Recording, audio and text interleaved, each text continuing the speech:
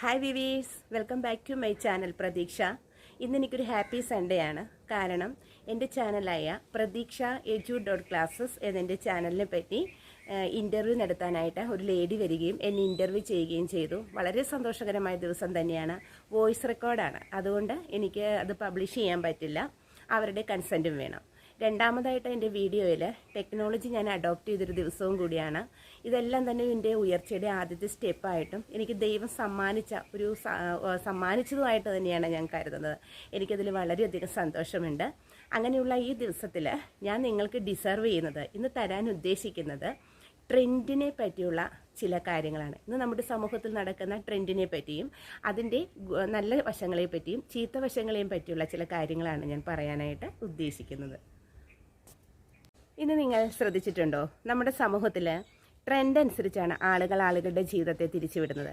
അത് ഇൻസ്റ്റാഗ്രാമിലായാലും യൂട്യൂബിലായാലും ഇപ്പോൾ ഒരു സോങ് ഇപ്പോൾ വരികയാണ്, ഒരു മ്യൂസിക് വരികയാണ് എങ്കിൽ അതിനെ ഫോളോ ചെയ്തുകൊണ്ട് ആളുകൾ അടുത്ത് തന്നെ റീൽസ് ചെയ്യുകയായി, അല്ലേ? അത് മീഡിയയിൽ അപ്ലോഡ് ചെയ്യുകയായി. അപ്പോൾ ആ സോങ്ങിൻ്റെ ഒരു തരംഗം, വൈബ്രേഷൻ ഒരുപാട് നാൾ നിലനിൽക്കുകയും ആ ട്രെൻഡ് അനുസരിച്ച് ആളുകൾ അതിൻ്റെ പുറകെ പായുകയും ചെയ്യും. ഞാനൊരിക്കലും ട്രെൻഡ് അനുസരിച്ച് എൻ്റെ ഒരു റീലും ചെയ്തിട്ടില്ല, ഒരു വീഡിയോയും ചെയ്തിട്ടില്ല. അപ്പോൾ എനിക്കത് ഇഷ്ടമല്ലാത്തൊരു കാര്യം തന്നെയാണ്. കാരണം ട്രെൻഡ് എന്ന് പറയുമ്പോൾ നമ്മൾ ഓരോ ട്രെൻഡിന് പുറകെ പാഞ്ഞു കഴിയുമ്പോൾ കുറച്ച് കഴിയുമ്പോൾ ആ തരംഗം അവസാനിക്കുകയും ഉടനെ തന്നെ അടുത്ത തരംഗം വരികയും ചെയ്യും. അപ്പോൾ നമ്മൾ എന്താണ് ചെയ്യുന്നത്? നമ്മുടെ ബ്രെയിനെയും മൈൻഡിനെയും അതനുസരിച്ച് നമ്മൾ ട്വിസ്റ്റ് ചെയ്യുകയാണ് ചെയ്യുന്നത്. ഇപ്പോൾ ഒരു ട്രെൻഡ് പുതിയതായിട്ട് വന്നു, ഉടനെ തന്നെ നമ്മുടെ ബ്രെയിനെയും മൈൻഡിനെയും ആ ട്രെൻഡ് ചെയ്യാനുള്ള രീതിയിൽ സജ്ജമാക്കി നമ്മൾ ഒരുക്കിയെടുക്കും. അതായത് നമ്മുടെ ബ്രെയിനെയും മൈൻഡിനെയും നമ്മളൊരു കൺട്രോളിംഗ് പവറിലേക്ക് കൊണ്ടുവരികയും ഉടനെ തന്നെ അടുത്ത ട്രെൻഡ് തുടങ്ങുന്നതോടുകൂടി വീണ്ടും അത് വേറൊരു തരംഗമായി. അപ്പോൾ നമ്മുടെ ബ്രെയിൻ്റെയും മൈൻഡിൻ്റെയും സ്ഥായീഭാവം, നാച്ചുറാലിറ്റി അവിടെ നഷ്ടപ്പെടുകയാണ് ചെയ്യുന്നത്. അപ്പോൾ ഇങ്ങനെ സ്ഥായീഭാവവും നാച്ചുറാലിറ്റിയും നഷ്ടപ്പെടുന്നതോടുകൂടി നമ്മളുടെ ബ്രെയിനും മൈൻഡും നമ്മളുടെ കൺട്രോളിലാവുകയും ചെയ്യും. പക്ഷെ അതിന് സ്വയം പ്രവർത്തിക്കാനുള്ള ഒരു കഴിവ് നമ്മൾ നഷ്ടപ്പെടുത്തി കളയുകയും ചെയ്യും. പകരം നമ്മൾ എന്ത് ചെയ്യണം?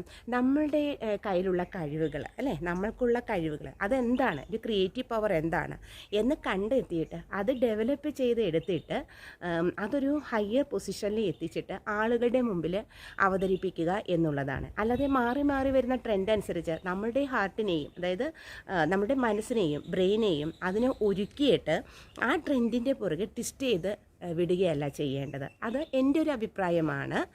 പക്ഷെ മറ്റുള്ളവർ അത് ഫോളോ ചെയ്തോളണമെന്നില്ല. ഇത് എൻ്റെ സ്വന്തം അഭിപ്രായമാണ്. കാരണം ട്രെൻഡ് മാറി മാറി വരുന്ന ട്രെൻഡ് അനുസരിച്ച് നമ്മൾ നമ്മുടെ മൈൻഡിനെയും നമ്മളുടെ ബോഡിയെ തന്നെയും നമ്മളുടെ തലച്ചോറിനെയും നമ്മൾ അതനുസരിച്ച് ഡെവലപ്പാക്കി ട്വിസ്റ്റ് ചെയ്ത് വിടുകയാണ് ചെയ്യുന്നത്. പക്ഷെ അങ്ങനെ നമ്മൾ ചെയ്യുമ്പോൾ നമുക്ക് സംഭവിക്കുന്ന ഒരു പ്രധാനപ്പെട്ട കാര്യമെന്ന് പറയുന്നത് നമ്മളുള്ള നാച്ചുറാലിറ്റി, അതായത് സ്ഥായീഭാവം നമ്മൾക്ക് എപ്പോഴും നഷ്ടപ്പെടുകയാണ് ചെയ്യുന്നത്. അപ്പോൾ നിങ്ങളായാലും ഞാനായാലും അധികം ട്രെൻഡ് ഫോളോ ചെയ്യാതിരിക്കുകയാണ് നല്ലത്. പക്ഷേ മാറി മാറി വരുന്ന സോങ്ങുകൾ, റീൽസുകളായാലും വീഡിയോസ് ആയാലും നമ്മൾ കാണുന്നുണ്ട്, അതിന് നമ്മൾ ലൈക്ക് കൊടുക്കുന്നുണ്ട്, അവർക്ക് ഇഷ്ടം പോലെ വ്യൂവേഴ്സിനെ കിട്ടുകയും ചെയ്യുന്നുണ്ട്. പക്ഷേ ഒരു ട്രെൻഡ് അവസാനിക്കുമ്പോൾ അടുത്ത ട്രെൻഡ് വരുമ്പോൾ ആ ട്രെൻഡ് അനുസരിച്ച് പായുന്ന ആളുകൾക്ക് ടെൻഷനാണ്. എന്താണ്? ഉടനെ അടുത്ത ട്രെൻഡ് വന്നു കഴിഞ്ഞു, ഇനി ഞാൻ ഉടനെ അതിന് വേണ്ടിയിട്ടുള്ള ഒരുക്കത്തിലാകണം, അല്ലേ? അപ്പോൾ അവിടെ അവരുടെ ബ്രെയിനും മൈൻഡിൻ്റെയും ആ സ്ഥായീഭാവം നഷ്ടപ്പെട്ടുകൊണ്ട് അതിനെ കൺട്രോളിംഗ് പവറിൽ വെച്ചുകൊണ്ട് ഒരുക്കി വിടുകയാണ് ചെയ്യുന്നത്. അപ്പോൾ ഗൈസ്, നിങ്ങൾ ശ്രദ്ധിക്കേണ്ട ഒരു പ്രധാനപ്പെട്ട കാര്യം, സമൂഹത്തിൽ ട്രെൻഡുകൾ ഇനിയും വന്നുകൊണ്ടിരിക്കും, അത് അവസാനിച്ചുകൊണ്ടിരിക്കും. അപ്പോൾ അങ്ങനെ വരികയും പോവുകയും ചെയ്യുന്ന ട്രെൻഡ് അനുസരിച്ച് നിങ്ങളുടെ മനസ്സിനെയും ബ്രെയിനെയും മാറ്റുമ്പോൾ നിങ്ങൾ ഒരു കാര്യം ശ്രദ്ധിക്കുക എന്നുള്ളതുണ്ട്. നിങ്ങളിലുള്ള സ്ഥായീഭാവം നഷ്ടപ്പെടുകയാണ് ചെയ്യുന്നത്, നിങ്ങളിലുള്ള നാച്ചുറൽ ക്രിയേറ്റിവിറ്റി നഷ്ടപ്പെടുകയാണ് ചെയ്യുന്നത്. പകരം നിങ്ങൾ നിങ്ങളായി തന്നെ മീഡിയയുടെ മുമ്പിൽ വരികയും നിങ്ങളായി തന്നെ സമൂഹത്തിൻ്റെ മുമ്പിൽ പ്രതിനിധീകരിക്കുകയും ചെയ്യുന്നത് വളരെ നല്ല കാര്യമായിരിക്കും. ഇതിൻ്റെ ഒരു ഷോർട്ട് വീഡിയോ ആണ്. അതുകൊണ്ട് ഇഷ്ടപ്പെട്ടിട്ടുണ്ടെങ്കിൽ ലൈക്ക് ചെയ്യുക, കമൻറ്റ് ചെയ്യുക, ഷെയർ ചെയ്യുക. Thank you.